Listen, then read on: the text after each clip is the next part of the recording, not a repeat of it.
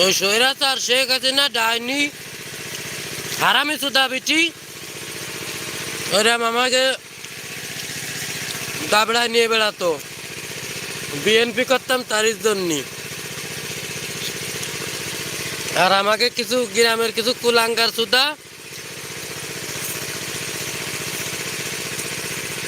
আমাকে জড়াই জড়াই দিয়ে কেস দিতে।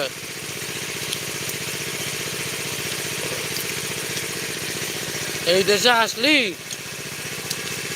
আচ্ছা ওরা কি রাম মারলি ভালো হয় কবে তো একটু। ওই শেখ হাসিনা রে